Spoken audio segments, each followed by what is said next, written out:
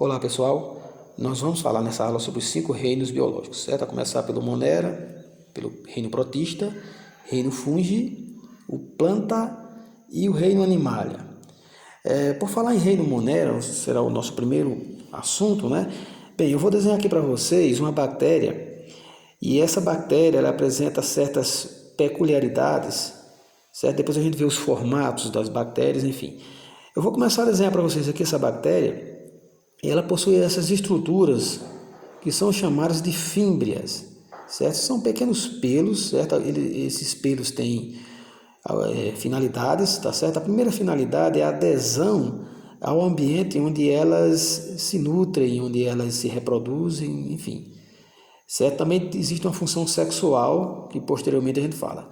E esse tipo de bactéria ela tem uns flagelos, né, que são tipos de caudas que servem especificamente para a locomoção, tá certo? Então, em outro momento a gente vai descrever exemplos dessas bactérias, certo? E com suas respectivas doenças, que ficaria para uma outra aula, certo? Então, existem esses conjuntos de flagelos, que pode ser 1, pode ser 2, pode ser 4, pode ser até mais, tá certo? E servem unicamente para a locomoção. Eu vou colocar aqui o desenho dessa mesma bactéria de forma que ele tivesse, como se ela tivesse aberta, tivesse sendo cortada. Eu vou passar aqui para vocês algumas organelas bem simplórias, certo? Que existem nessas bactérias, né? Vou detalhar aqui novamente as fímbrias. E no interior desse tipo de bactéria, de qualquer outra bactéria, há a presença muito grande de ribossomos, certo? São organelas das mais numerosas que tem nas bactérias, tá certo? E o seu material genético, né? Tudo isso mergulhado no citoplasma celular, tá certo? O material genético é disperso, ele não é bem compactado como nos outros tipos de células, né? Nas células eucarióticas. Então, um material bem disperso, mas suficiente, né, para perpetuar a própria espécie dessas criaturas. Então, esse é um tipo de bactéria bem comum. O próximo passo que a gente vai ver aqui são os tipos de bactérias, tá certo? Esse primeiro tipo aqui é muito comum, que são os cocos, certo? Eles têm um formato esférico e realmente lembram cocos, tá certo?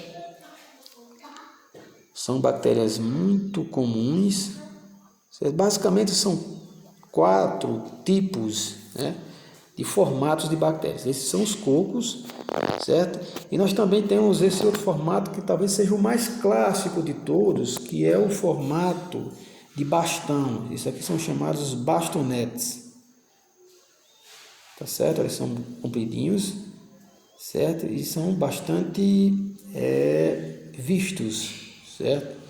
Eu estou colocando aqui uma forma que são de junção, né, desses organismos. Tanto pode ser os cocos, né, que se chama de diplococos, certo? Eles formam verdadeiros colares, né? Às vezes isso aí até pelo processo reprodutivo e às vezes mesmo eles formam uma comunidade, né, entre si. Esse outro formato aqui é o espirilo, né? Porque ele tem um formato espiralado, tá certo, pessoal? E finalmente o outro formato bastante clássico esse outro formato aqui, é chamado de vibriões, certo?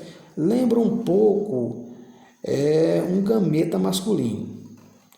Então, gente, esses são os principais formatos de bactérias, né, desses representantes do reino Monera.